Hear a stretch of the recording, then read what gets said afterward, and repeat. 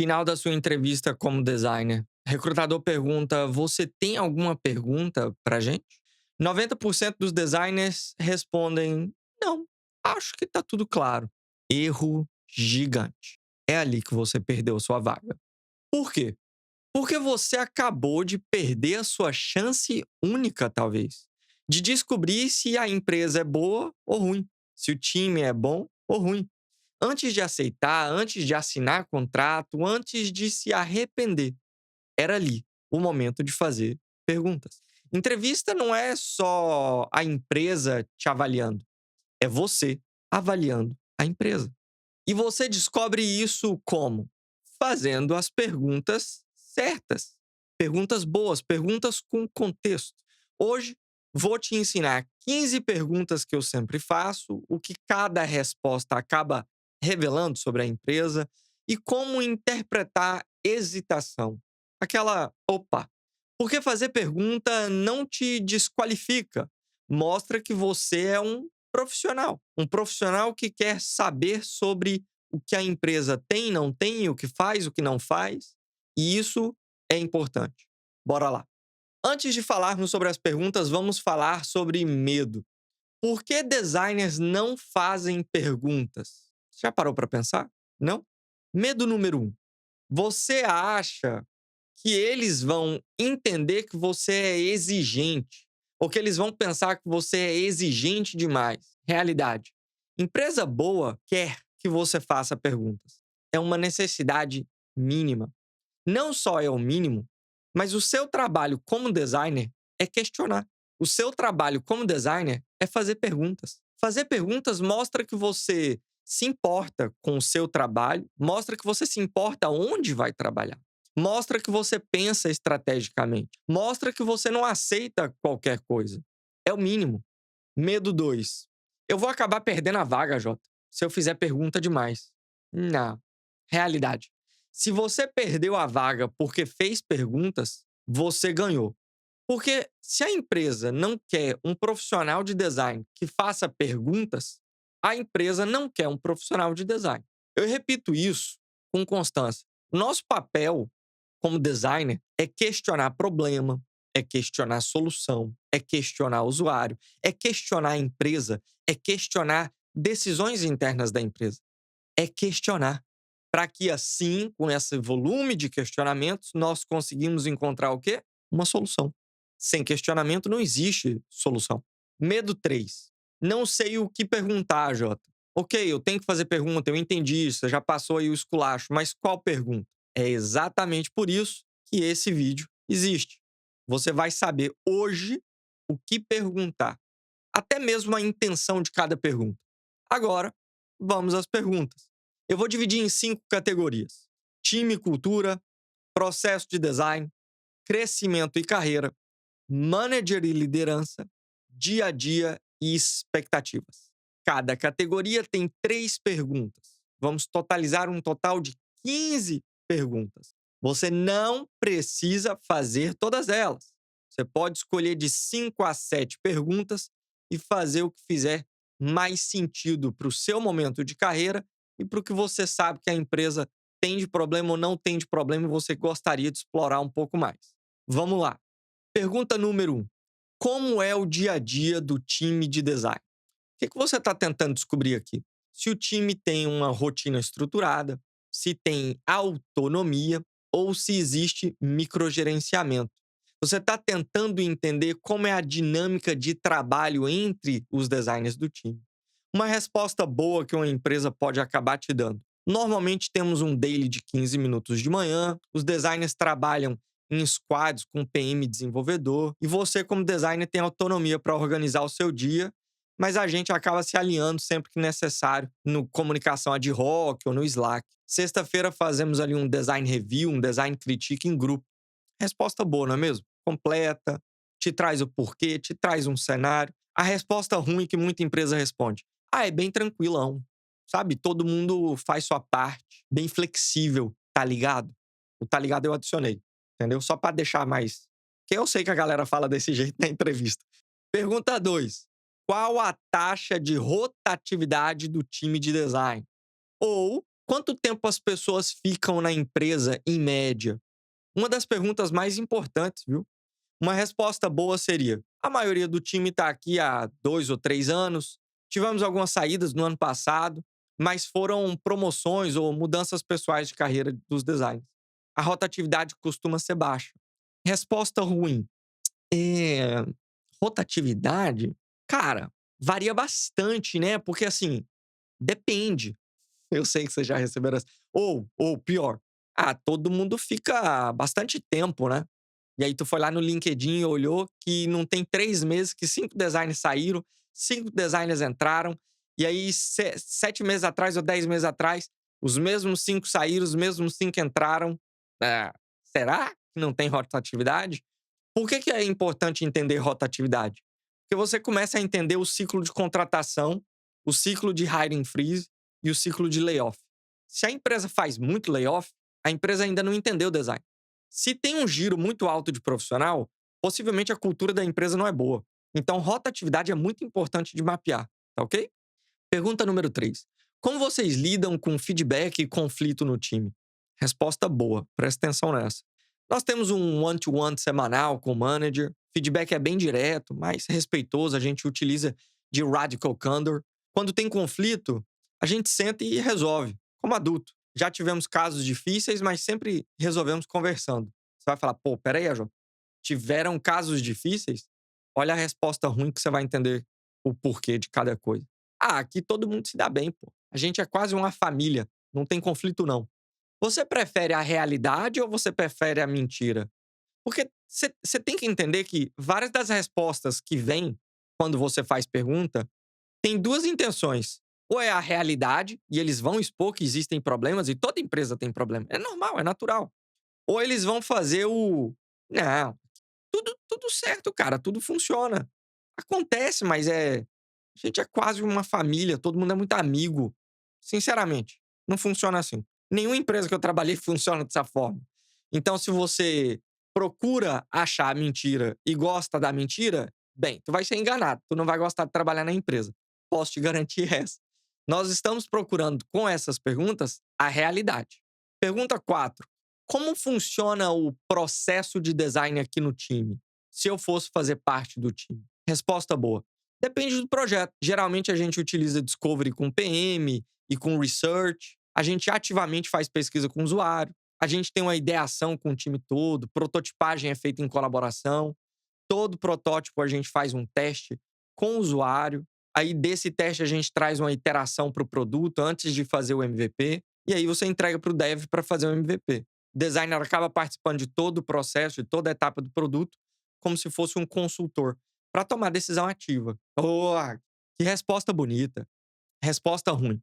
Olha, o PM ele escreve o gira ticket, você faz o design, entrega para o dev. Hum, hum. Bem, se você quer crescer na sua carreira, foge de empresa assim. Porque basicamente tu é o fazedor de tela, tu é o fazedor de pixel. E fazedor de pixel não vai ter tanto espaço assim no mercado daqui a uns anos. AI tá vindo aí caçar um por um. Então, tenta procurar a verdade nas respostas e tenta entender a diferença da verdade e da mentira. Pergunta 5. Designer participa das decisões de produto? Ei, essa é uma pergunta boa. Essa é uma pergunta. Resposta boa. Sim, designer tá em todas as reuniões de discovery, ajuda a definir roadmap, questiona features que não fazem sentido pro produto. Já teve casos de designer barrar a feature, porque o researcher mostrou que não ia funcionar. Pô, belíssimo. Belíssimo, belíssimo. Resposta ruim. Nem sempre. O time de liderança toma decisão e os designers, eles meio que trabalham entre eles ali para fazer as telas. Ó, ó, corre que é cilada. Pergunta 6. Como vocês medem o impacto do design? Essa é uma pergunta técnica, porém muito importante. Resposta boa. A gente olha métricas como conversão, tempo de conclusão de tarefa, NPS, taxa de erro, taxa de satisfação. Cada projeto tem uma métrica definida no início, junto com o PM, o designer e o engenheiro. Resposta ruim. A gente vê os comentários da Apple Store. Essa me pega toda vez. Ou pior, a gente não mede muito métrica não, sabe? Mas é porque dá pra ver o que funciona e o que não funciona. Eu adoro essa. Eu já tive um chefe assim. Dá pra ver o que funciona, Jota. Não precisa testar. Entendeu? Você vai testar, vai perder tempo. Dá pra ver, não dá não? Pô, essa pega. Toda vez que tu faz essa de métrica, é a hora que tu sabe se a empresa sabe o que tá fazendo ou não. Empresa boa tem que saber o que tá fazendo. Métrica é o mínimo. Pergunta 7. Como funciona a progressão de carreira? Essencial, porque você não vai entrar numa empresa só para trabalhar. Você vai entrar numa empresa para progredir. Resposta boa. Temos níveis claros aqui: júnior, pleno, sênior, staff, principal. Cada nível tem expectativa definida, responsabilidades definidas. O review de carreira acontece 2 vezes por ano. A última promoção no time aconteceu há 4 meses atrás. Belíssimo. Resposta ruim. Depende muito do desempenho, sabe como que é, né? É bem orgânico. As pessoas acabam evoluindo, assim, quando a empresa sente que tem que evoluir. Tá? A empresa sente, né? Beleza, da hora. Vai sentir sem eu estar no time, né? Cara, olha, deixa eu explicar uma coisa pra vocês. Vocês, como designers, trabalham pra evoluir. Deveriam, né? Vocês, como designers, trabalham pra ter uma carreira. É um trabalho, mas também uma carreira. Se você entra numa empresa e a expectativa mínima de evolução não existe, não é uma boa empresa. Se a expectativa mínima, que é ter descrição de vaga, ter descrição de responsabilidade e ter um plano de como você sai daqui para cá, se isso não existe, foge. Porque não faz sentido para sua carreira como júnior, por exemplo. Você entra como júnior, a empresa não faz ideia o que é um sênior, como que você vai evoluir? Pergunta 8.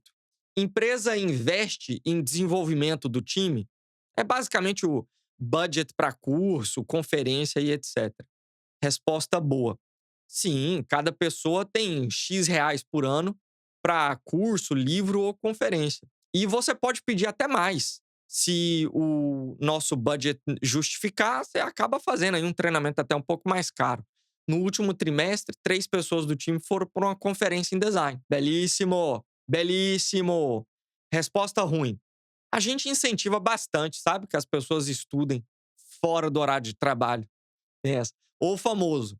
Não temos um budget definido, sabe como que é, né? A empresa, às vezes a gente não sabe quanto que custa um treinamento. Mas se você pedir, a gente pode analisar. Você tá ligado que essa análise não existe, né? Eu trabalhei numa empresa assim. Essa análise não existe. Você vai fazer o requerimento, eles vão falar, estamos analisando. 6 meses, nada. Não existe essa análise. Se a empresa já tem um budget definido, melhor, mais saudável. É até um pouco mais seguro de você conseguir aprovar alguma coisa. Se a empresa não tem, não significa que a empresa é ruim, tá? Porque nem toda empresa tem que te pagar treinamento. Não significa que a empresa é ruim. Significa que você vai ter que aprender com o seu próprio salário. Então, você vai ter que separar um dinheiro do seu salário para fazer novos treinamentos e novas conferências, ok? Não é que é ruim. Depende muito do que você quer e qual é o ponto da sua carreira, ok? Pergunta 9. Qual foi a última promoção do time de design? Importante para você entender tempo. Resposta boa. Há 3 meses, Marcelo foi promovido de pleno para sênior e temos mais alguns em plano de desenvolvimento para serem promovidos muito em breve. Bom, realista. Resposta ruim. Tem aquela hesitação inicial, que é basicamente o promoção. Promoção, tipo, de sair para júnior e sênior, né?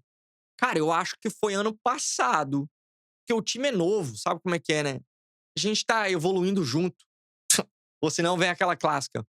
Nós estamos ainda aprendendo o que é design aqui na empresa, então a gente ainda não tem assim definido como que funciona uma promoção. Talvez você pode ajudar a gente com isso. Ok, né? Deixa eu explicar uma coisa pra vocês. A batalha do gladiador, a batalha do evangelista, ela é perdida no início. Porque se a empresa não entende o valor de design org, não é você, júnior, que vai convencer eles. Vou ser bem honesto pra você. Nem líderes com grande experiência, 30 anos de carreira, normalmente não conseguem fazer evangelismo dentro de empresa. É muito complicado, porque se o executivo não enxerga você como um valor adicionado na empresa, não existe promoção. Você vai executar, você vai fazer tela, você vai aprender bastante, mas não espere uma progressão de carreira. Pergunta número 10. Como é o estilo de liderança do meu futuro manager? Essa você pode fazer na cara do manager, se ele estiver te entrevistando, ou para os outros designers que estiverem te entrevistando. Resposta boa. Nome do manager, sei lá. Ah, o AJ dá bastante autonomia. Ele define os nossos objetivos a cada 6 meses coloca um contexto pra gente do que ele tem de expectativa que a gente entrega, e você, como designer, acaba decidindo como que você vai executar, da forma que você vai abordar essas definições. A gente tem ali uma ligação de one-to-one semanal e acaba conversando um pouco sobre carreira, sobre o que a gente tem de bloqueio, mas o manager não fica muito em cima, não. Boa, boa. Resposta ruim. Ah, o manager gosta de estar envolvido em tudo. Ah, cheiro no pescoço. Ele revisa todos os nossos detalhes e entregáveis. Uf. Ele quer saber de cada decisão que a gente toma. Ai, até senti aqui, ó, no meu cangote. Foge. Isso aí é o famoso bottleneck. É boca de garrafa. Tu entrega, tu entrega, tu entrega. Tu é pago pra entregar, tu sabe o que você tá fazendo e tá o tempo inteiro alguém falando assim: "O que você tá fazendo aí? O que você tá fazendo aí? O que você tá fazendo aí? Ah, é? Não, faz desse jeito. Não, não, não, não. Faz desse jeito. Não, não faz assim não. Faz desse jeito." Me dá um pânico de ver isso. Meu amigo, eu tô te contratando como product designer. Sabe o que eu espero que você faça? Product design. Senão eu tava fazendo, pô. Pergunta 11. Posso conversar com alguém do time antes de aceitar a proposta? Suponhamos que você recebe a proposta, tu manda essa perguntona. A Jota, eu posso mandar pergunta quando eu receber a proposta? Opa, é a hora? A proposta tá no teu e-mail, é só assinar. Por que não fazer pergunta? Resposta boa, tá? Claro, vou te conectar com o designer Marcelo aqui e ele pode te contar como é trabalhar aqui.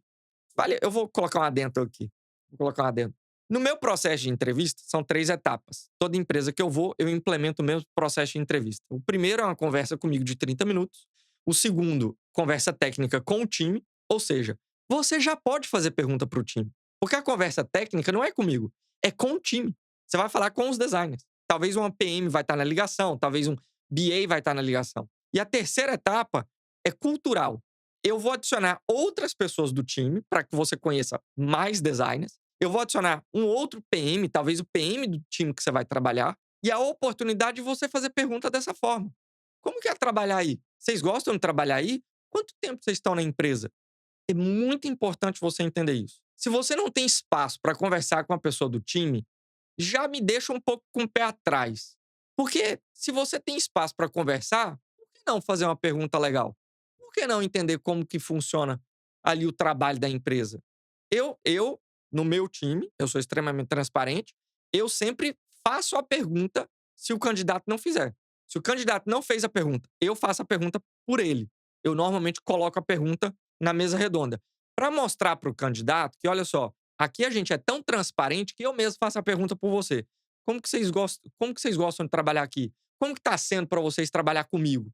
Como que tá sendo para vocês trabalhar no novo time de design? Eu mesmo faço a pergunta para mostrar para o candidato que existe uma liberdade em fazer pergunta. Agora vem a resposta ruim. Ah, olha só, cara, eu agradeço você pedir isso, mas a gente não costuma fazer isso. Você pode perguntar o que você quiser pra mim, mas é porque o acesso com o time às vezes fica um pouco chato pra gente. Eu entendo. Empresas como Google, IBM, empresas gigantescas, Fang, Airbnb, entendeu? Netflix. Ok. Empresas gigantescas dessa forma, eles têm diversos NDAs, eles têm diversos contratos que proíbem que eles passem nomes fora do círculo da empresa. Eu entendo. Mas empresas menores, empresas de dia a dia, startup, big corp, que não é uma FANG da vida, por que não? Entendeu? Por que não? Pergunta 12. O que você, recrutador ou manager, mais gosta de trabalhar na empresa aí? Resposta boa. É uma resposta específica e genuína, mesmo que exista problema. Exemplo, eu gosto muito do time. Galera colabora bastante, a empresa dá autonomia para o nosso trabalho, não fica só no discurso. A gente acaba tendo um problema ou outro com algum executivo que às vezes fala o que a gente tem que fazer, mas é natural. Perfeito. Toda empresa tem problema. Resposta ruim.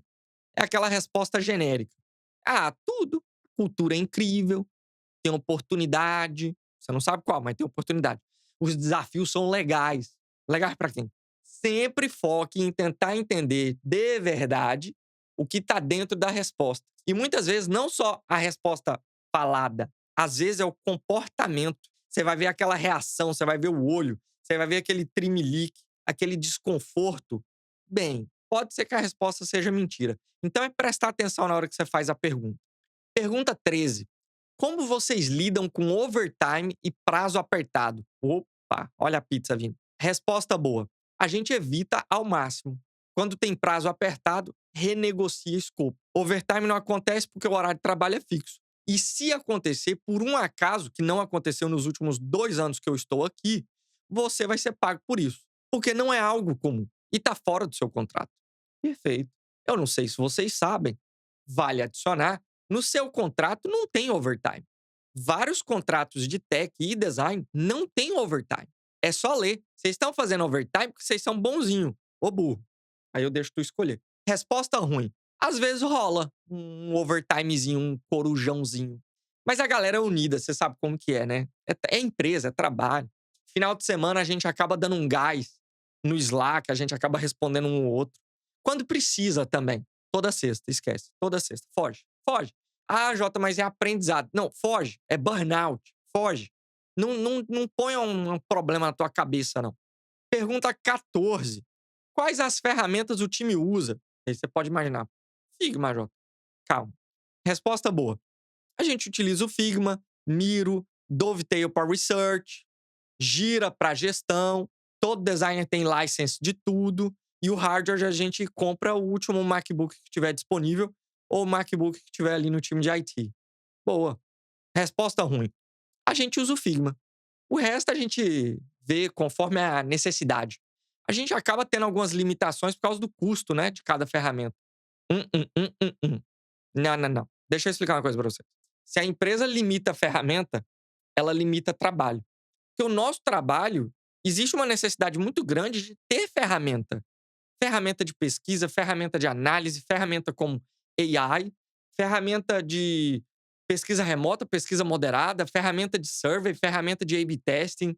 São caras, sim, mas necessárias. Senão o produto não se constrói. Eu trabalhei numa startup com 12 pessoas num floor. 12, 12.